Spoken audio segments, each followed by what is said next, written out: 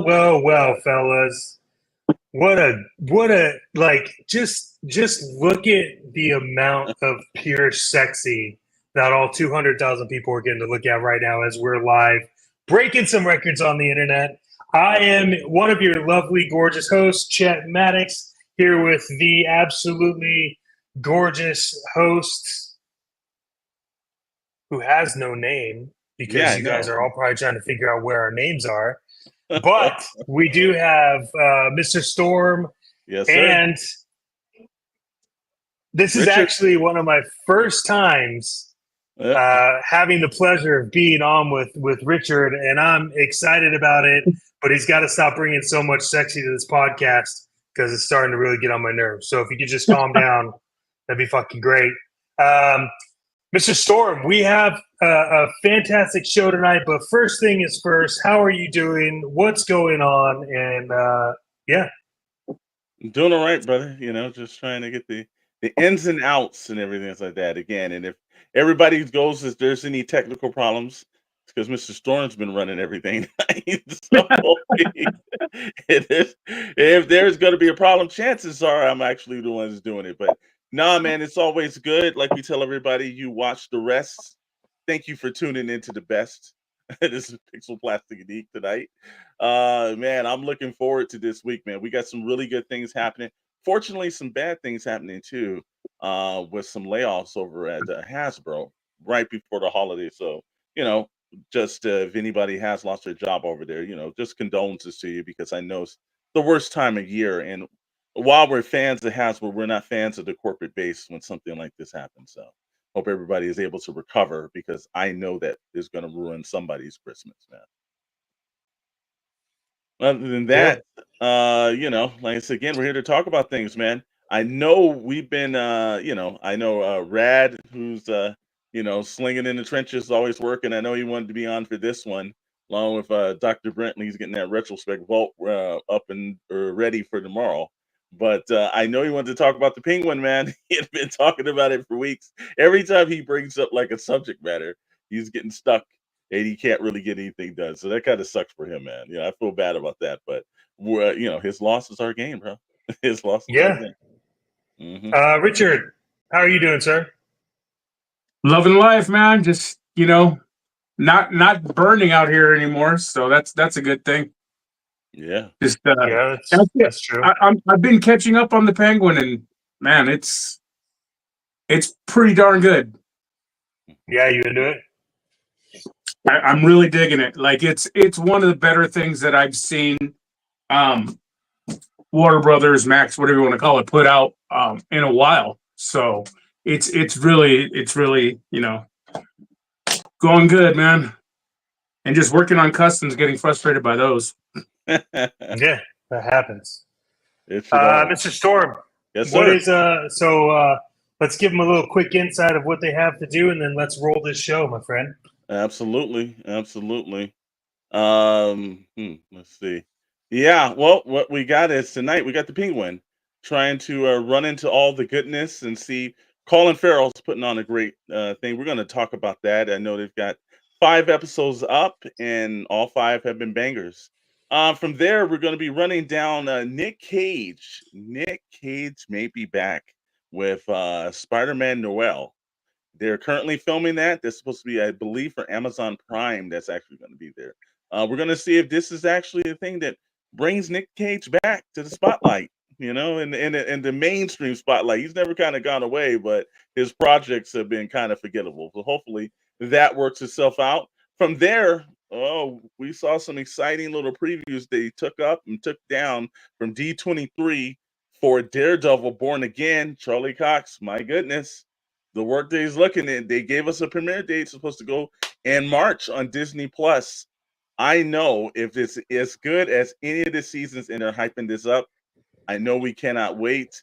We've got some other comic and pop culture news that's going all over the world, and you know, always have to get into all the sponsors and everything else we're doing tonight. But other than that, brother, it is a Pixels, Plastic, and Ink.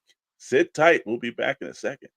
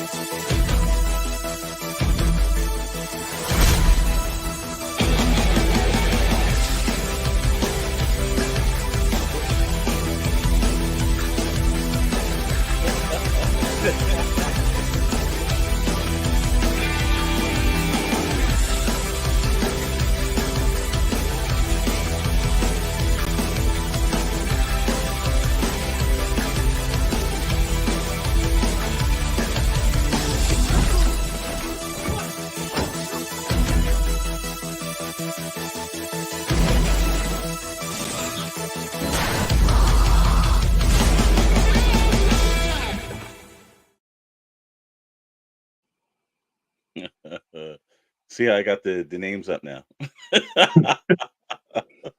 People know who we are. All new features, brother. How's everybody doing tonight? Everybody doing great? Ready to get this show started? Let's All do right, it. Pretty stoked. let's pump it in. 5 episodes has actually been on every Sunday for the Penguin, and we have been trying to save it up and wait for the prime time to get people in. Look, I'll be honest with you. I think this is going to be the show of the year.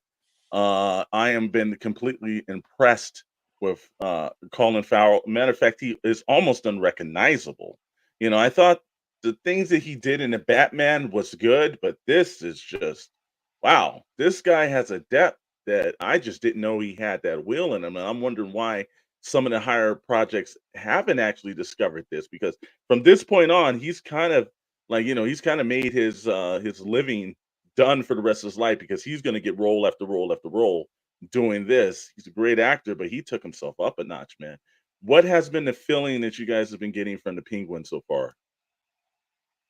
I'm mostly impressed myself. So I'm one of the few people that actually enjoyed the Batman. Yeah. I thought it gave a proper view of Batman when he was starting, Batman year one, and how he was a detective. And it was more of a detective story than a comic book hero story. And Colin Farrell was awesome in that, but his part wasn't written. I don't think. I think his acting was a lot better than the writing in that. And this show, the writing is top notch, and it's right on there. It's just it you just go with this character. Like he just his presence is it's awe striking. It's amazing. Yeah. Yeah, I mean, my the simplest way I can put it is it's about damn time. It's been a really long time since we've had anything that's been like a show that's been like I wonder what's going to happen. The recaps that they do on these shows, which a lot of people don't really talk about, but the recaps that they do for the shows and the episodes is really good. It's like a very quick way to get caught up. I'm with you, Storm. Not one episode has been bad. There's some that I felt were dragging a little bit, but the dragging was just they were telling a story where what this show does is it gets you excited for action. So it doesn't matter what kind of action it is. There's always something happening in the show. So Colin Farrell, the dude is killing it in this role. I thought he was really good in True Detective. Yeah. But this is I mean, I get sucked into the suspension of disbelief where I completely forget that it is Colin Farrell at times. And I mean, how, like, if you really want to like just think about it, right? How hard is it to do that good of acting and remember to limp? That guy has a limp that he does almost perfect all the time. There's a couple times where you can see where he doesn't really do, but show's great, man. Yeah, that's where I think it's much more than just standard acting. He's all encompassing. I would say that we have to look at like Heath Ledger's Joker to see somebody dive into a character this deep. Because again, like there's like you forget where Colin Farrell begins and where Oswald Cobblepot begins, or ends. It's just one of those aspects where he's done it. The makeup is impeccable in this. His accent is impeccable in this. He in every shape and form, you cannot see Colin Farrell in this character.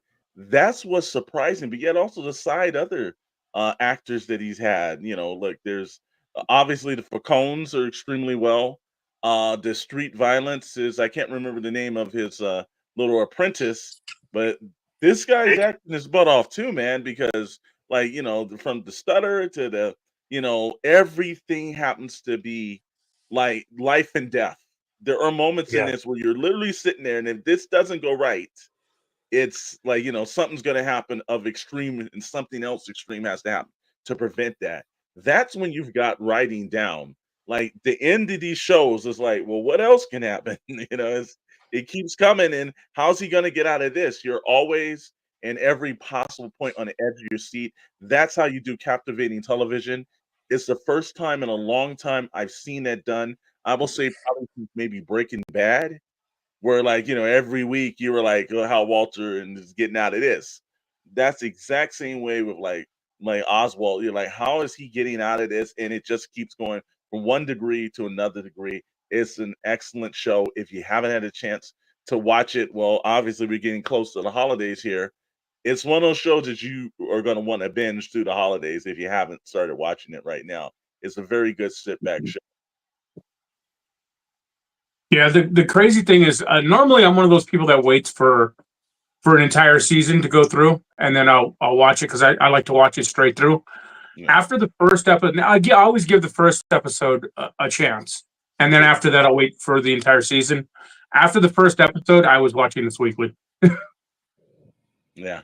It almost in every possible way makes you like, just like, you're at the end of the episode, you're regretting that there's not another episode. Now I'm glad they didn't just do this where they dropped it all at once, because I do believe that the consumption of it week to week to week is the benefit. There's certain times, there are certain shows that when Netflix were dropping movies, you give it 2-3 weeks into people's thoughts and it was forgotten about. But this is one of those situations, and one of the things that I have to say that I give credit to. It's just I'm constantly waiting for it. I'm constantly like, on the edge of my seat every week. And I'm looking at, I saw like, we're at episode 5, and I'm like, all right, are they gonna eat episodes, or are they gonna go to 6? It's one of those situations where it just really kind of gets you in. So it really got me, it's hyped. I like being surprised, and it's pleasantly being surprised. And we got what's up? Don't you do it? Yeah, from Survivors Arcade. We're gonna talk about that. There's something that's coming up from Survivors Arcade that we have been anxiously waiting for, and that's gonna be something awesome too, and everything. And you're gonna have an opportunity out there too to actually visit this Survivors Arcade. That's a cool thing. It's not just for the Pixel Plastic Ink crew. It's gonna be for everyone. I mean, it's. I'm basically there right now, if you can see. Yeah. And then Yeah, you got I have like Thunder Punch over here. I got some other stuff in the background. So living the life. we're Living good. the life, brother. Yeah. But anything, like I said, I know you said it was in certain moments it slows down for you, Chet. Like, is it still enough to deter you? Like, if you had to rank the Penguin, what's the ranking that you'd be? 1 to 10. Let's go from 1 to 10, basically. 1 to 10. 10 being the best. It's probably like Yes, a sir. 9.5 for me. 9.8, 9.5. Okay. So Pretty down. solid 9.5.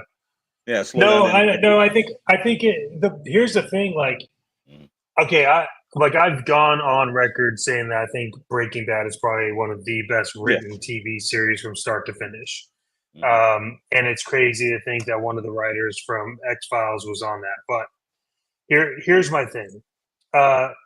Breaking Bad had episodes that were slow as well, but what I feel like the Penguin is doing when I say it slows down, is I feel like the Penguin on the slow parts of the episode always have a payoff to that slow part, whether it's that episode or the next episode, right? You have the part with his parents, and the situation happens with his parents. I don't want to ruin it. I'm not going to say anything, but that was a 2-episode payoff.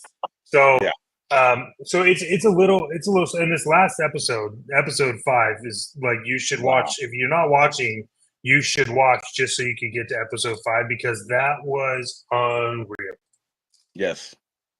Yeah, like there's certain things. There's a look. I think they're doing an extreme amount of world building in the aspect. This is extension to after the Batman. So this is not a prequel to the Batman. This is events that's taking place directly after that film. And it is not like, sometimes they do these shows and they glance over situations and they really don't kind of go into it. No, the destructions and everything that you saw at the end of the Batman is like, magnified in this series, and you're seeing the destruction around you and understanding that people's lives are still engripped with it.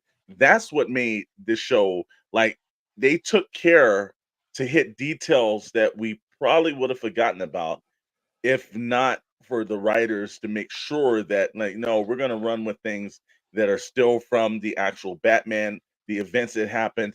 This is, they mentioned what happened to Psychopath and the rest of these. They kind of break it down, and they've actually shown a couple of road gallery characters that I did not think that I would ever see in, like, I guess Matt Reeves' version of the Batman. So that's extremely interesting. It's cool. I love how they kind of glance over the Falcones, and they kind of pay a little bit of the early, like, Frank Miller Year One, and a little bit of Tim Cells, the Long Halloween. The mobsters are an intricate part of this situation, and it's just, again, it's probably like you said, the Breaking Bad. I did feel like from day one you watched Breaking Bad to the very last episode, you were like, wow, like I've rarely ever seen a series from start to finish. We're usually like complaining about the end of the series. Well, this one season, if we just get one season, like, they're gonna give us the best one season we're gonna get. And I don't think I'm upset, because I understand that Colin Farrell was stating that, it's the makeup. It's a lot of hard work to do this, and he didn't know if he had another season left in him. But who knows? Yeah, The I thing, mean, look,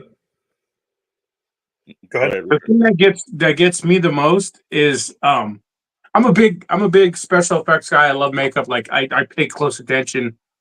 And every time anybody's in heavy makeup, you can always tell who it is by their eyes. Yes. And you can't with Colin Farrell in this. No. Like it doesn't, like, nothing about this screams Colin Farrell. Like they do such a great job in the shading and everything. Like it just doesn't look like him at all. It's just No. awe striking. Well, and I'm wondering, I know there is a lot of movie magic that's done, but I'm just wondering, like, if I was on the set and able to see it live, how well that begins. Because sometimes I've seen these makeup artists, there are makeup artists that, you can't tell who it is on the set. They've done their work that well. This, I think, is one of those cases, because even with the scar that goes across his face, and it just, there's too many intricate details. Like, his eyes almost don't even look the same. Like, this does Yeah, not look like, because Colin Farrell's a fairly decent looking individual, and it's like they have totally shifted everything. You see with the Tifa, but it's the one cap tooth to the, there's a lot of detail in this that is just beyond the normal work that you would normally do. And we haven't even heard budgets, but this thing doesn't seem like they blew up like, like Disney Plus, where they were just spending money on top of money. I think this is a very grounded show, and you can see, because there's even a point where they do a sequence from the Batman where they show the levees break, but they use that from the actual movie The Batman. So it wasn't like they had to go in and have a special effects house redo it. It's like smart filmmaking that's been done with all these episodes. So, like, for me, if I grade it from 1 to 10, like you said, 9.5, I'm gonna go with 9.5 too. I don't think there's anything that's ever been perfect, but this is as close as I get. Richard, you had to scale it from 10 being good, 1 being bad. What would your score be, bro? I would give it. I would say I'm right there with Chad. Like 9.5, 9.8, like right in there. It's Yeah. it's. I mean, I'm not going to say it's perfect because there are some moments that do lag a little, but I mean that's life. Yes. Sometimes life lags a little. It's just um, I, it's not done, so I can't say it's Yeah, exactly. perfect. Yeah, yeah. Yeah, it's like one of those things where you're like, look, watching the show, I have faith where I'm like, I don't think Yeah, it's gonna be one of those things where the last episode I'll be like, oh, they messed that completely up. yeah. But you do have to wait in all the way to the end, because you never know. But I personally, I don't think that's gonna happen. I think they get the right pair of writers in the writing room, and it just looks like they're spitting out magic, man. So, it's on from the Penguin. We're going to talk to you about another character that I was actually surprised when I heard they were going to make this. But Nick Cage is right now currently shooting Spider-Man Noir. Now, if you haven't read the books and everything, it's one of those side projects that they did, like, I think, maybe 6, 7 years ago. I mean, Spider-Man Noir has been around for And it's been around for quite a while. Yeah. Yeah, I mean, I'm excited that it's getting this because I think we need a good noir film. Yeah. But yeah, I mean, it didn't really take off until the animation. I think it's one of those aspects where, they I understand, like, Sony's had a lot of, like, they're key into Spider-Man, and a lot of the situations that they're doing with, I think the whole villain universe kind of thing they started hasn't been, hasn't taken off well, and I don't think it was Yeah, executed properly. But I will say that, like, Into the Spider-Verse, they're, obviously their Marvel and Sony team up with just the Tom Holland Spider-Man films have gone well. This looks like, look, when they announced Nicolas Cage, I was like, that's such an odd scenario that I think it's gonna work. Because yeah, every now and then Nick Cage will take a role and he'll revert back to the Leaving Las Vegas Nick Cage. He will put his Academy Award winning performances in there and he will shock you. And I think that there's certain things that he'll take and he's like, yeah, this is what it is. I'm here for a paycheck and let me get this down. This seems like this is something that's definitively written for him, and I'm just assuming this now, but I think we're gonna see Nick Cage excel in this performance, man. yeah. I mean, I think it's his chance to prove himself yet again.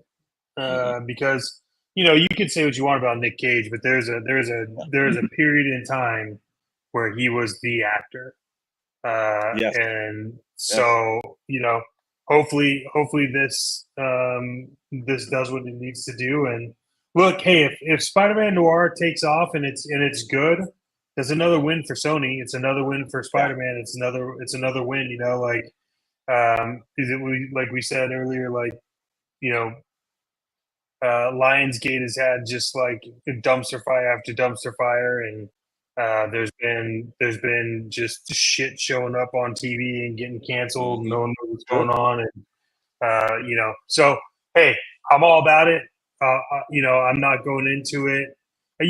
What's weird is you get a lot of these nerds who don't touch grass talk about how they're not going to give Spider-Man time because it's not based off the comic book, or it's not based off this, or it's not based off that. Mhm. But the reality is, shut the fuck up and just wait and see what it is, and then decide from there. Like, what are they doing? What are they not doing? Yeah. And if you still don't understand that they can't make a page for page movie from a comic, you're not going to like anything ever in your life. So Mm.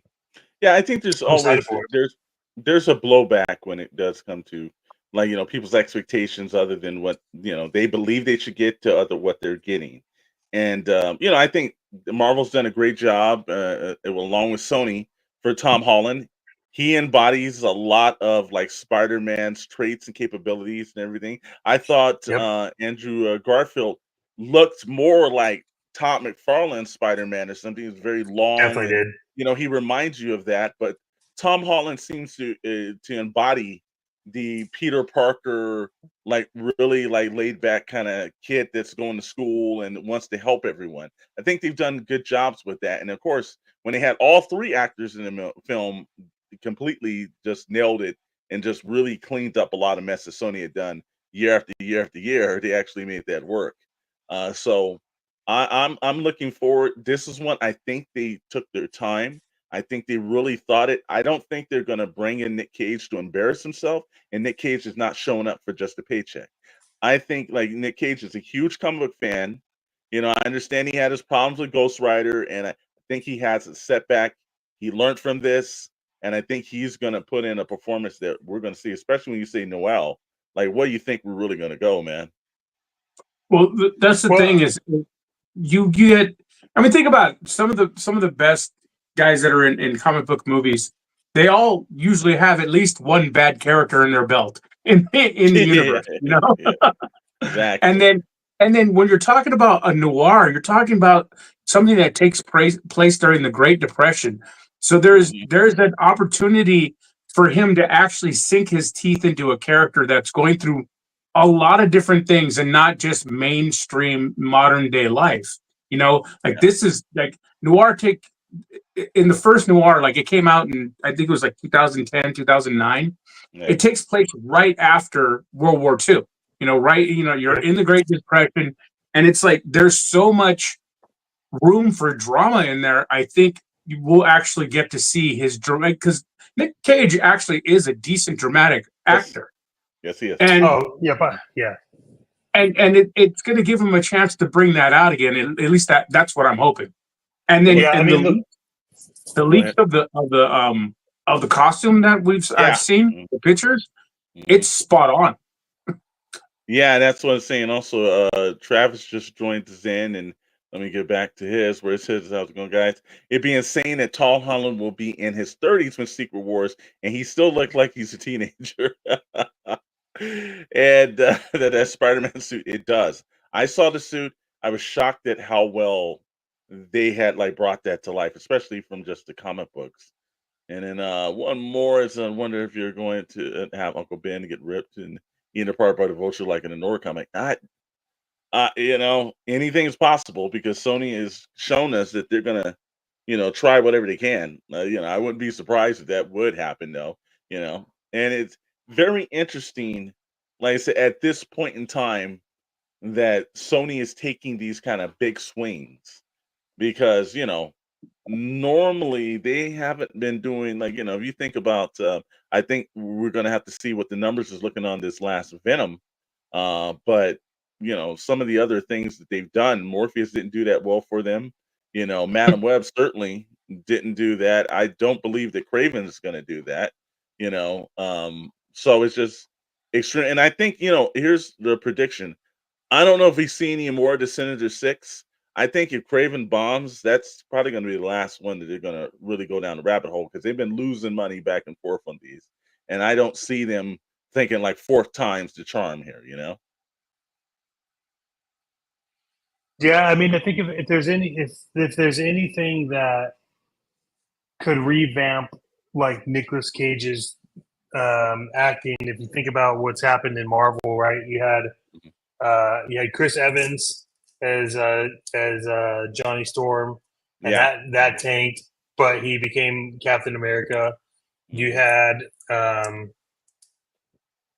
Reynolds, Green Lantern. They did that. Green Lantern was bad. He was also Deadpool. That was bad. Came back. So I think,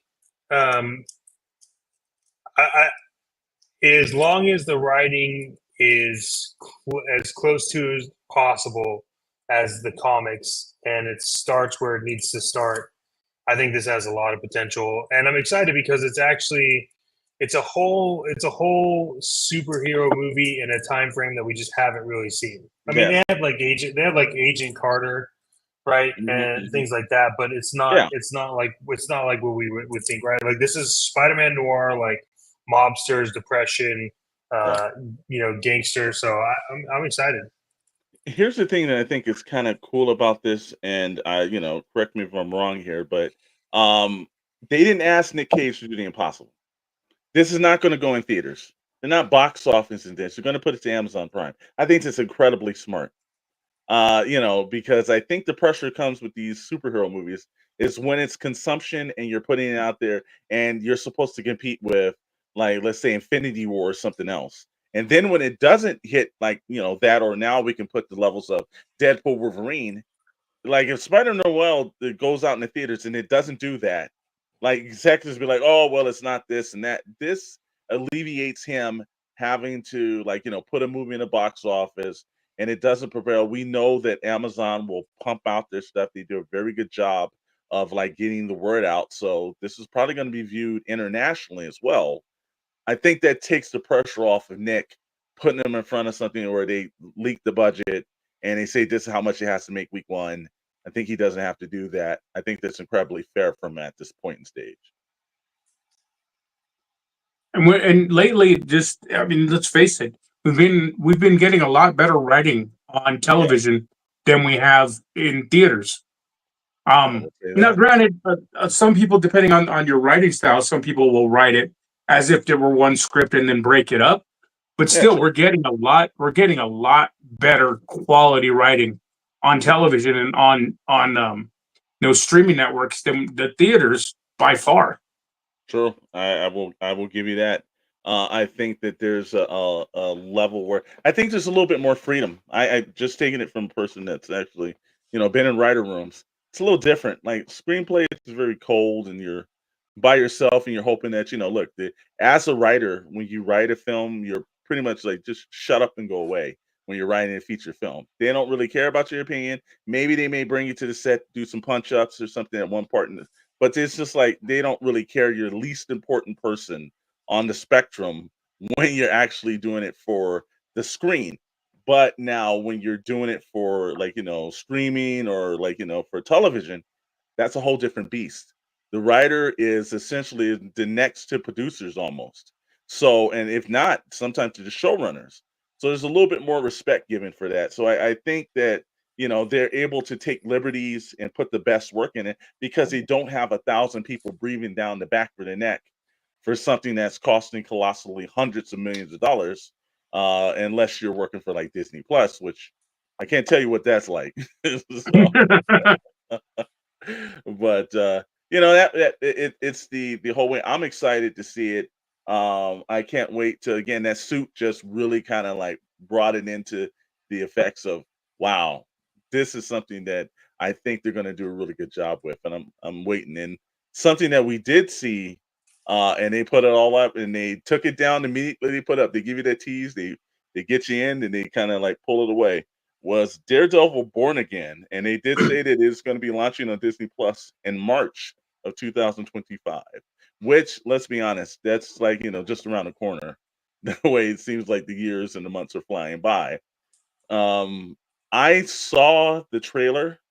I was extremely excited. This looks extremely faithful to the Netflix. They brought back actors after because they shot it once, and they didn't have all these actors in the situation. And I think they looked and said, "This is a complete piece of garbage. Let's go back and do this correctly." And that kind of like Daredevil Born Again. I think it started with Echo, how bad that production rolled, and then the changes was done while they were filming Daredevil, and they're like, "This is not going to work. We need to do something differently." And what they're doing at the moment, like, wow, that trailer, if you haven't had the chance, maybe you can track it down somewhere on YouTube. I know they pulled it down from a bunch of sites. Oh, that trailer D23 that they showed was really hype, man. Like, that really got me thinking about that, man. What do you think about it, guys? I'm excited. I didn't get a chance to see the trailer. I've Mhm. seen the like the when they released the pictures. It was New York Comic Con of the suit, stuff like Yeah. that. And Mhm. if they're keeping true to the Netflix series, I'm stoked. I'm all over Yeah. for it. I'm all about it. I think so, most definitely. It's right there, and I got Travis basically said, and those come us Matt trained alongside Blaze, so I wouldn't be surprised if Michelle Lee appears in the series. I think it'll fit. I don't think so, not from what we got this week, sir. I don't think we're going to see Mr. Ali show up any No. time as Blade. We've got that coming up in the pop culture news section a little bit later in another segment, but I that's a stretch right there, and I think that's going to be a little bit of disappointment from the news we got of what happened with Blade, man. Yeah. So, but Chet, did you see the trailer for Born Again? I just missed it. I couldn't find it, but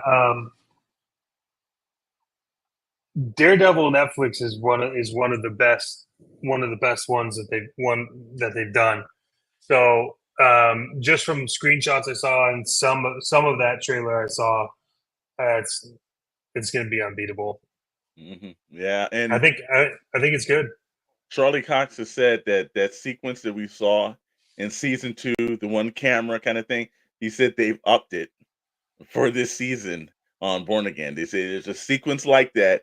And look, I thought that was probably one of the best Disney Plus or Netflix. I'm sorry, Netflix, baby. I watched it lately on there, but I thought that was one of the best sequences of filmmaking for a television show or a streaming show that I seen.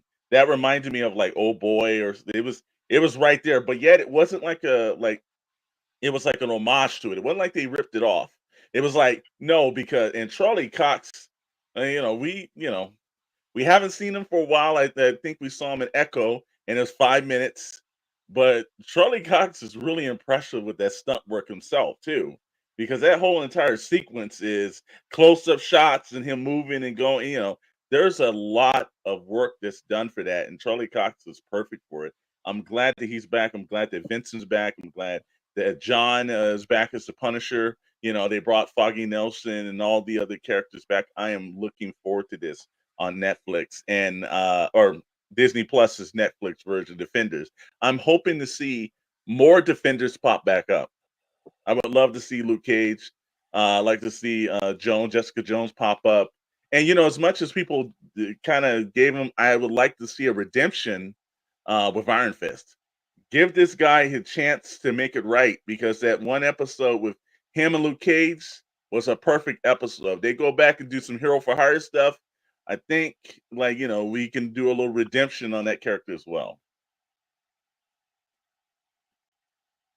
Other than that, Yeah. We're gonna roll into a little bit of the pop culture news of the week and everything. And this is actually where the point of the show where we break down some stuff that was interesting to us. Hopefully, it's interesting to you. Start the night off with this is the one that's going to make Chet have a smile ear to ear. We heard this at New York Comic Con, and we bashed this back when we were called to Shadow Crew. DC is bringing back Vertical. They dumped it in 2020. Some executive that shall not be mentioned, but it took them some time. They start looking at that the black the DC Black label just did not have that same feel as Vertical. We're used to seeing Constantine and all the great DMZ. If you've ever read any Vertical books, they were probably some of DC's best books. If you're watching Sandman on Netflix, where do you think it started from? DC Vertical. So it's running down with this after nearly 5 years since retiring to imprint. DC Comics has officially announced at New York Comic Con the highly anticipated, and it is, return of Vertical. This marks a major moment for the publisher, reigniting one of its most iconic imprints, known for groundbreaking, mature storytelling, adding the excitement. DC revealed the flagship titles that will be spearheaded this revival, setting a tone for a brand new era of Vertical Comics. And I am glad they're back, everything. But I'm going to turn this over to Chet because I know he's passionate about his Vertical. Yeah, look, I think getting rid of Vertigo was DC's stupidest move they've ever made, and that I'm calculating all the films that were bombs, all the TV shows that were bombs, everything. I think getting rid of Vertigo was the absolute wrong thing to do. They didn't know what they were doing. Vertigo has consistently always had comics that people were interested in, and you said it yourself, like Sandman spawned from that stuff. You had Fables at one point. You had Constantine. I mean, there were so, and not to mention, it also was a launching point for a lot of B-level writers, right, and artists. Yeah, and true. and the thing that's crazy is that I don't understand who the hell can look at that catalog and then also be like, yeah, like we should cancel this, because it's like that makes zero sense. So the fact that they are coming back with Vertigo, have announced titles, I think is massive. And I think there's another point here where they could really utilize some things that they're doing right now. And one is we talked about it, and it's the new print format that DC came out with to go with Mega. You could release a lot of Vertigo titles in that format, and they would sell like hotcakes.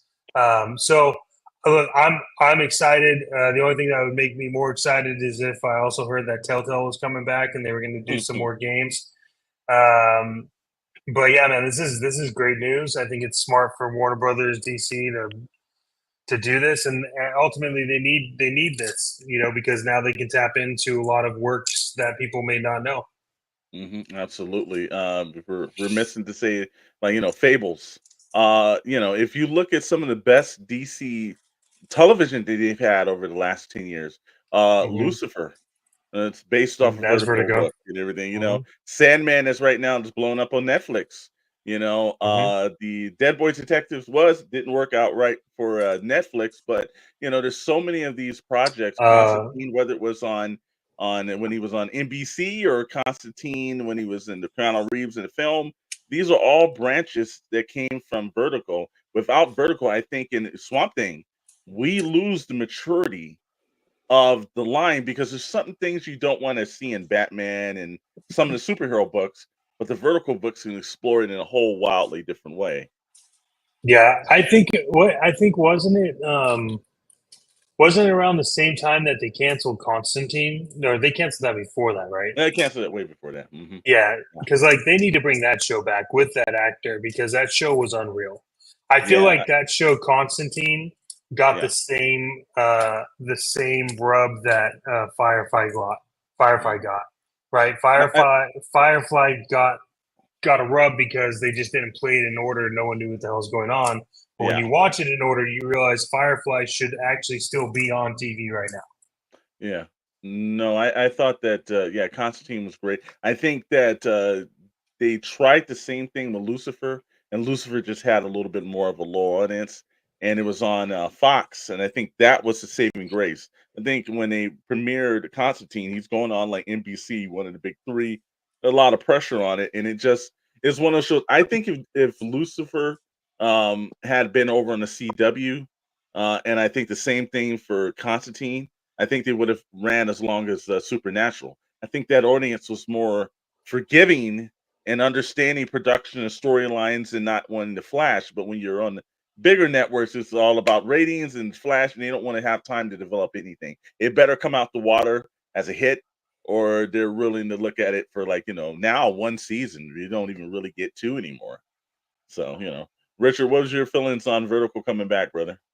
I'm excited. One of my favorite. I'm a huge DC fan. I was always, as a kid, DC over Marvel. One of my favorite titles of all time is Preacher.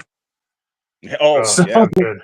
yeah. you know, And so that was equally a good series as well, too. that was an amazing series. So Yeah. there, Oh, DMZ was also. I mean, the show was horrible, but the yes, books it were was. amazing. Books were Um, fantastic. Brian Wood really put that book down, man. yeah, You know. Doom Patrol. Like just some of these Mhm. titles. Like it's been comics. Modern comics kind of like really. I think they try to go back a little bit to more kid friendly, and I get that. Yeah. Oh, But when the bulk of your audience are guys in their 40s, maybe you don't want to take too many steps back. yeah. Well, like Chet and I were saying, the one thing I had an opportunity while we were talking, and we saw the new format that they did some of their their graphic novel editions, and it's like very friendly manga size. And actually, it was paperback, wasn't too thick. You could actually spread out the double page scenes that were extremely well. It's the one thing, and I think it was like only $9 or so on the price point. There was it. That's something, if they start moving that to that format, I think you get more of the younger generation going in there. You may like, they put vertical books like that. I think the Yeah, oversized version of the graphic novels right now does not make that travel friendly compared to like a lot. I see a lot of my younger nieces and nephews reading a manga more because it travels better with them. The Mhm. standard put it in your old pocket. graphic novel is a little too, yeah, it's a little too thick. But if they move towards books towards this, and I think that will help. I think DC is on the forefront of that, because Marvel, they have another company do their manga stuff, but they haven't really kind of like changed their graphic novels to that size. This was really friendly. I think it's a smart deal. I'd love to see some vertical books in it. And also it's a cheaper point, because if you're paying $9 for a complete series of something like, Hellblazer back in the day, or like, you're looking at any of the other books, compared to going back and trade paperbacks that you can't get a hold of, or they're extremely pricey because they were such rarely printed back in those days. I think this is very smart for them. I hope that format lasts, and I hope they keep pushing that initiative. So rolling that. So again, they made Chet happy this week, and that's always the number one important thing. True story. And then we'll roll over, like we were saying, Travis. If you're here, this is a little bit of bad news for you, but not looking. Entitled this, "Is the Daywalker Dead?" Well, I think Ali's version of the Daywalker's dead. I got a feeling that we may see Wesley Snipes reprise like Blade quicker than we're going to see this Ali ever do it again, man. We only got his voice in Eternal, so we didn't even get to see him look as Blade. We just heard his voice. So, but it says per Deadline, which got to take this grain of salt. That is the industry one. Marvel Studios has removed Blade from the upcoming release slate, effective delaying the long gesturing reboot indefinitely. It was previously set for theaters on November 7th, 2025, as part of Phase 6 of the Marvel Cinematic Universe. In its place, Disney has dated the 20th Century Fox Predator Badlands, which is not a bad replacement for it. Uh, the upcoming 6th mainline entry into the long-running franchise series. The only thing that I say I'm a little bit um, perplexed is I think that Predator did extremely well on Hulu. I would like to see it go back, but I think with Alien Romulus doing so well, they're like, you know what, the Predator is going to do well in the theater. But hey, I'll take a Predator movie over never seeing Mahershala Ali actually take the role in. Because at this moment, look, when did they announce him? Like, was it like 2021 or something? It Or was was it a 2020? while ago. Yeah, it's Yeah. like, it's like this guy, he walks on a stage. And again, I felt a little something about it because while I think that Mr. Mashur Ali is a great actor, it was like, damn, I really wanted to see Wesley Snipes do it one more time. And Yeah, then Ryan Reynolds made those dreams happen. well, that's the thing is I think that they were full force on this. Like, honestly, what I think happened is I think that this was a movie where Marvel Disney thought they could do a replacement because Wesley Snipes, uh, and then when you saw Wesley Snipes come back as Blade in Wolverine Deadpool, that's it. You have to admit when you're wrong, and I think that that's what they had to do silently with Blade. Um, he's a great actor, but like Yeah. it's not Wesley Snipes. And Wesley Snipes, it's not like Wesley Snipes isn't in condition to be able to do a Blade movie. Yeah. So I think the backlash would have been extreme had they moved forward with the movie and not put Wesley Snipes in Blade's suit. Yeah, here's the thing that I do have some firsthand knowledge on this part is that 3 directors, about 5 writers. I heard at one time they wanted to put Blade in the Depression era. This was they took a lot of stabs at trying to get people in to write this, and I think this is one of those few projects that is simple. Daywalker, sword, vampire.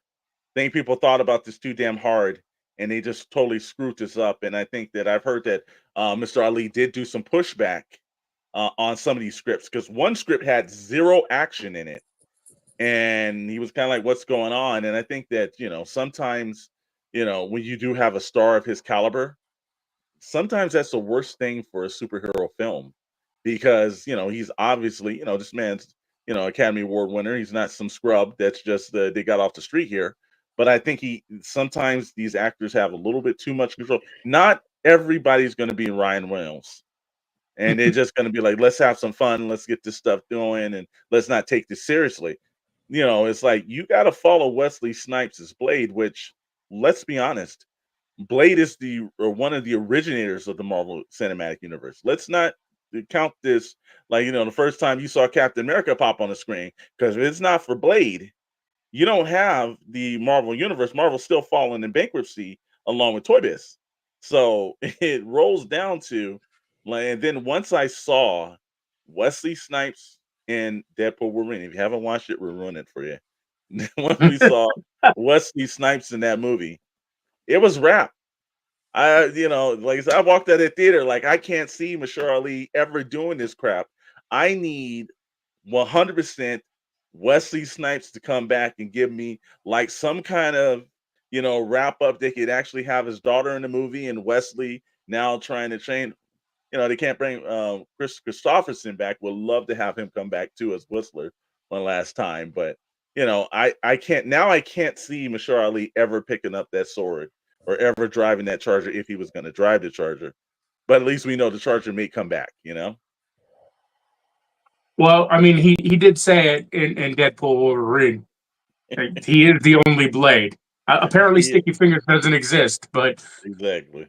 Oh no. nobody remembers the TV show, so we If won't talk anybody's about seen that. that USA series, and I remember that USA series, you can ruin something, because first of all, I said this, I don't know how this is going to work, but that movie, that TV series, and you can watch it on Tubi. So, It didn't work. it did not work and everything. Sticky fingers were definitely stuck on that script because he did a really bad job to that.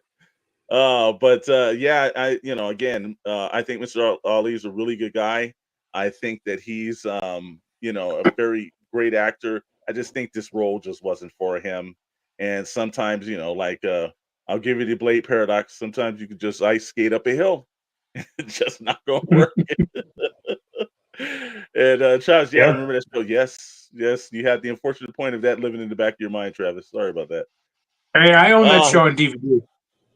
Yeah. Oh, man. You know what? Actually, the funny thing, I have a tote bag that I got from San Diego Comic-Con like years ago, and it's for Spike TV's Blade. And I've got that somewhere in storage, and I'm like, yeah, it's not a collector's item, I can tell you that. Gonna move on. We've got some situations been popping up. Everybody's been knowing that Diamond is running into a little bit of problems because they are not a monopoly anymore.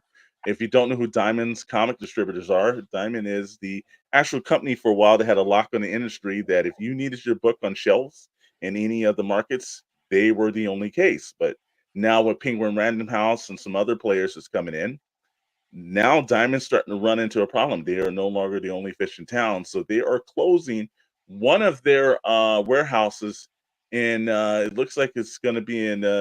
They are consolidating everything from their Pittsburgh warehouse, taking it down to the Olive Branch, Mississippi closure. And there are several ones. I know there's a warehouse here in Southern California as well. They said after 2015, the pandemic, and also if you weren't in the midst of the pandemic era, they did not have a shot where when the pandemic went down, Diamond didn't distribute any books. They held off everything, and they basically shut down the entire industry. And I remember when they came back out of that, there was an initiative for a lot of comic book artists that were basically trying to push comics on, but they were also DC Comics in that point was looking at another distributor, and that distributor came into play for them. And I think after that, you've been seeing exodus from Diamond left and right by some of the major players because Penguin Random House jumped into it as well. Chet, is this one of those things that you saw coming at one point, or is it a complete shock to you, brother? No, I saw it coming. This company's garbage. They're trash. They ruined. We often talk about the infamous 7 that ruined the comic industry, but Diamond comic distributors, like these guys are trash. Like I like the Marvel Select figures and things like that, but when it comes to just purely like distributing comics, the reason why like Penguin and all these other places are like taking them out is because the cost is lower, it's faster turnaround time, better quality, and they have something to prove. Diamond distributors got to the point where they were so big that they didn't care. And yes, I think if you're a Bible person, pride comes before the fall. And that shit's real with Diamond. Look, you decided you didn't want to ship comics out during a pandemic. Like that's your problem. Now you get to deal with that. Yeah, I won't disagree with you, sir. Yeah, I mean, I worked at a comic book store. I've had my interactions with Diamond, and look, comic book stores are the lifeblood of pop culture. And the way that Diamond distributors and Diamond reps from Diamond distributors treat comic book store owners, whether when it comes to like cost and pricing and paying their bills and everything. It's like, man, you're treating your breadwinners like trash. I hope you fail. Right. Yeah. And fortunately we're at the point where other publishers have jumped in and proven that we don't need Diamond. And I'm excited about it. I hate that people are losing their jobs, and I hope that Absolutely. they can Mhm. I hope that they can move to something better, like another publisher or another distribution warehouse. That's my hope. But that's, that onus is going to land on Diamond, because if you were paying attention to your business and being flexible with your business, we wouldn't be in this situation, to be Okay. completely honest. So Yeah, no, speaking truth. Richard, anything to chime in on that? Chet just pretty much said it all. He didn't. I've worked at comic book stores. I've dealt with Diamond personally, and there's a reason I didn't carry new comics in my store, because I hate Diamond. Yeah, yeah, that's a huge segment. Yeah, I think I've sat on a panel with one of the Jeffries that owns, and his daughter was an extremely nice person, but I think they were clueless to the strains and restraints, because they did act like kings and queens of the industry, and they really had an iron hand fist kind of hold. And I think that there's a lot of people, as much as, like I said again, like Chet said, we're sorry to see people lose their jobs, especially towards this part of the year. But there are people applauding the fall of Diamond, because so many people wished it, because Diamond plotted the falls to so many stores and so many people in the business. And this is just one of those things where karma comes around, man. And when it comes around, it sucks. And it's unfortunate that their employees are going to have to pay for that karma. So, yeah. rolling through that, a couple more, this is where it also starts getting in. And there there are moments when you see something that pops in and it just makes you just do this. Houston, we have a problem. We definitely do. Uh Record numbers that you see that Hasbro's doing. Look, we purchase a lot of Hasbro products, from HasLabs to the new version of how they're actually making made to order figures, like Dragon Man. They just shipped out Giant Man and everything else. That this company's making money, and yet again, it comes down to a Christmas where they're letting 100 employees go right before the holidays. And you know why? It's to make their actual 2025 perception, the quarter number one, look good. So, and there's one gentleman that's making the news rounds that he's worked there for 25 years and to lose his job. It was a lifetime dream for him to have a job over there. And that's coming to an end at the moment. This is why I hate publicly traded companies. They have a actual fiduciary contract to make sure that they make the shareholders money, no matter what happens. If that means they have to cut people, they have to do a bunch of things, they don't care, as long as their profit numbers look real good. That's what's happening here. Is that you've got them to the company's director of global corporate communications, which Andrea Snyder said fewer than 100 employees will be affected by this. Now, that's 100 lives, but fewer than 100, though, will be affected by the layoffs, about half of which are based in Rhode Island. In December 2023, which wasn't that far ago, the company parted ways with 20% of its workforce, cutting a total of 1,100 jobs. Though these cuts were in addition to the first round of cuts, 800 layoffs earlier that year, in an attempt to save $300 million annually. Now, people also failed to realize in 2025, people also remember they made the sell of E1 Entertainment as well. They sold that company. So these are all the situations that, it's like, again, do we love the products that Hasbro make? Absolutely. Do I love the way Hasbro does business? Hell no. Because this, especially right around, look, if you're going to get a pink slip, you're going to get a pink slip. But damn straight, you would have wished they would have done it after the holidays, man, because that sits in your soul in just the worst way at the happiest point of the year for much people. And you're the person worried about how are you going to make it. It just is such a defeating scenario for 100 people out here. And it sickens me a little bit. And, you know, this is just how the corporates do business. What do you guys feel about it? Welcome to fourth quarter. Yeah. Yeah, it's bottom line. You know, publicly traded companies, they have to reach that. They have to reach their projections. You have a board of directors to answer to. It's you know, that's why I'm not the biggest fan of big corporations, or at least working for them, because it's. I mean, you're low man on the totem pole. Those guys Yeah. sitting in the boardroom are the only ones that matter. Profit margins is all that matters. Well, And I they think, can be making billions, but if it's yeah. not the profits they want, then Well, they'll I find know. things to cut. I think Chet said it bestly. Like, it wasn't. You didn't hear about the CEO taking a pay cut to make sure anybody did. I didn't hear one thing from the top key executives that decided to take a 60% decrease in pay to make sure. I didn't hear that, you know. And I'm sure that sometime in 2025, around quarter number 3, when you hear about those corporate bonuses going out, you know, you're not going to hear them giving anything back. But the little people are getting affected by this. So again, our thoughts go out. It's Christmas time. It's getting close to Christmas time. It sucks that this is happening. And I just hope everybody's able to bounce back from that, you know. But Hasbro's needs to do something to look a little better in the eyes of fans, and just year after year does not look well for them, man. And speaking of that, while there's boneheads at the top, well, there's no bigger boneheads than the people over Lionsgate. Lionsgate has 7 straight flops. Now, this was a company at one point that, you know, they had Twilight, John Wick, Expendables. They were like, at one point, they were praised as one of the best independent companies that was in Hollywood.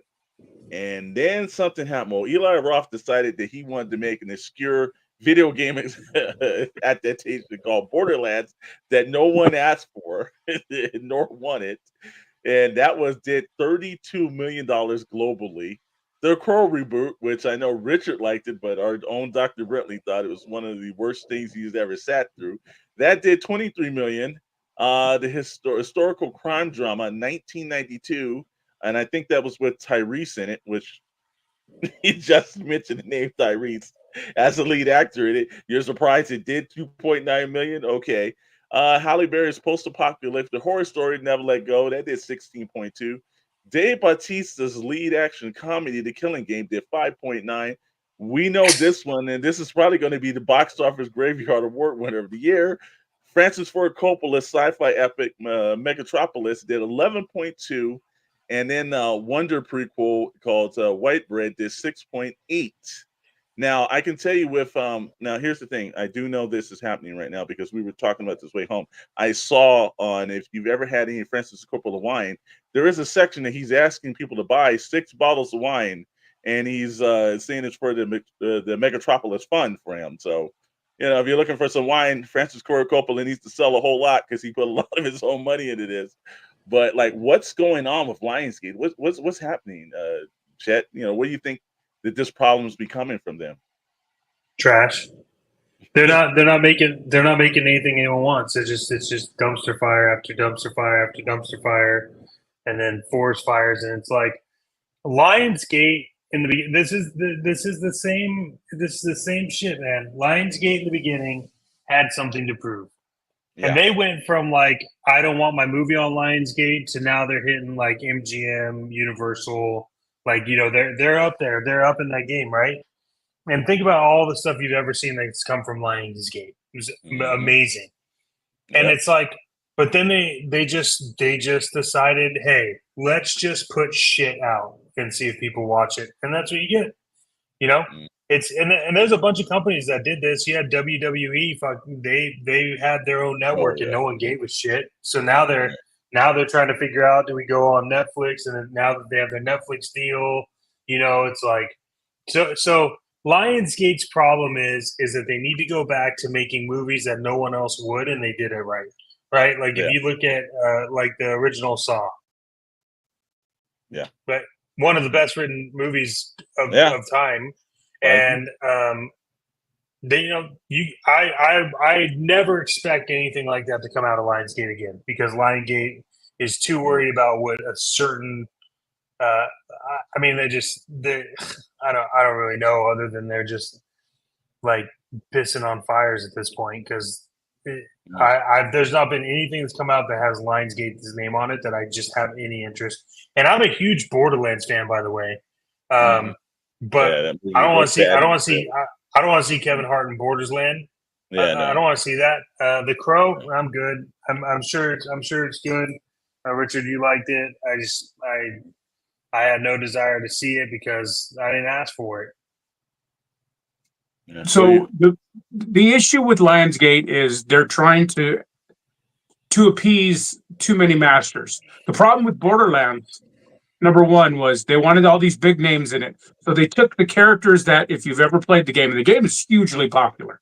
Oh yeah. They took the characters that people loved and they took miscasting to an art form. How did you get a character that's about 260 pounds and 6'4" and make him Kevin Hart? You know, and on top of it, while filming it, while in post-production, they not only did they rewrite, but reshot almost the entire film because it was too violent. It's based on a first-person shooter. How is it too violent? So like that right out the box, absolutely and that's what they do constantly.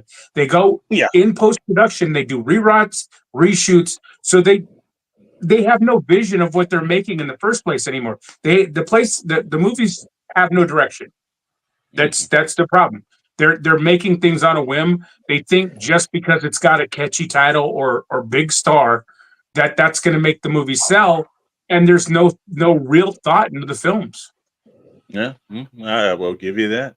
I will give you that. Beautifully said. Well, they better do something. I know they've got the ballerina coming up in it. I don't know. Like I said again, I don't know if that's a saving grace.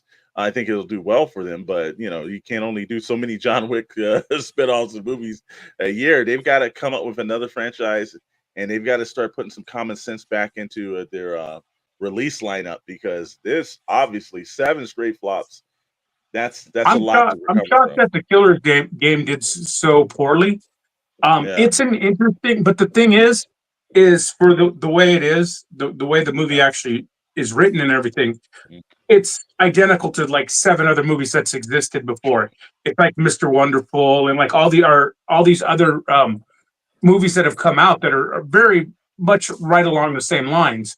So it doesn't have an original premise. Yeah, that's the originality is a key thing. Maybe they'll learn their lesson. Well, we'll have to see. All right, well, gentlemen, we're running down to the end of it and everything. Good. And if we haven't told you this, and if you haven't done it already, then you should be liking, commenting, but most definitely subscribing to the Shadow Notes Network. We are on the road to 2,000 subs, and like I said, we thank you guys for taking a ride. Yeah, exactly. But one of the things we have to do is we got to pay the piper, and there's a lot of sponsors out here that are affiliates that actually take some time, and we got to give them their dues. One of them is Entertainment Earth. If you're buying action figures, we've got a code for you from Entertainment Earth.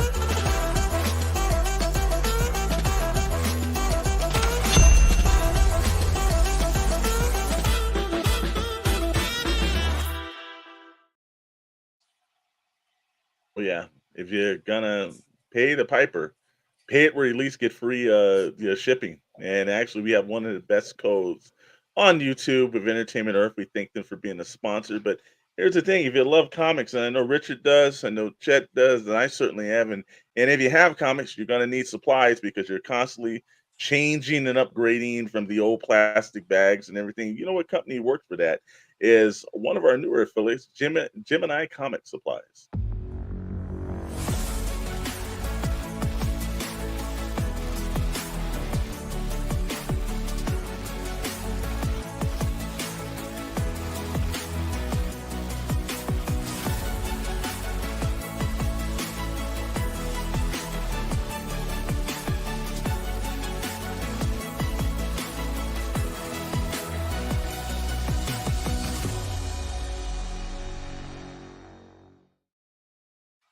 people 10% is 10%. You can get that, get it.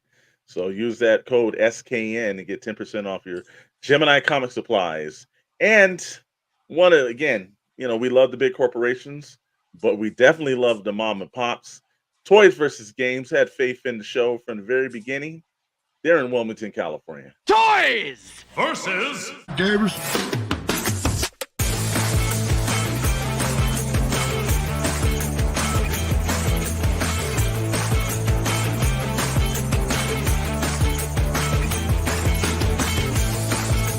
I'm here with the man, the owner. Tony at Toys versus Games.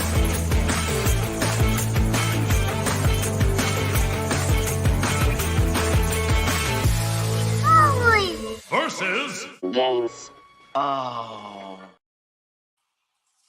We think Toys versus Games for the sponsorship. And, you right there, if you see it on the screen, KS Collectibles, collectibles with a K. You can go to kscollectibles.com. That is Richard's online store. Look, if you're looking for an honest guy, and not just because he's sitting here in our faces and everything, because I personally know him, that he's a great guy to get if you actually have any questions, any situations, anything that you're looking for. It's one of those situations where you can give him a call, you can email him, you can DM him, and he can be reached in multiple situations. He's always willing to respond. And, like I said, his hours, if you call him, he'll open. Like chances are, if Chet and I want to just come over right now, buy a bunch of figures, I'm pretty sure he'll open right now. Yeah. So make sure you're doing that. Make sure also you're checking out his Instagram. Go to his website and everything. Pick up something because you want to pick up from these mom and pops because it's really your dollars are stretched better and it's really appreciated. Not from the big chains like Target or Walmart. You're keeping the real toy people that have a love for it going. So make sure you go over there and see them. Anything popping up over there, Richard? Right now, actually, I'm just working on still working on the comics, man. It's still many comics to go through. It's insane. I've actually got about 13 boxes that I've gone through so far. So Wow. only about 185 left. Wow. That's not bad. Gotta have something to do. Gotta have something to do for the weekends, man. But you know Right. what? During the week, if you're looking for something to do, well, like I said again, we got fine shows on, and some of our friends on our brother channels. We got the Fallen Fred Chronicles and the Starlight Digest podcast, or like we like to say, the best damn Star Wars show on YouTube. We got a little schedule. Check it out.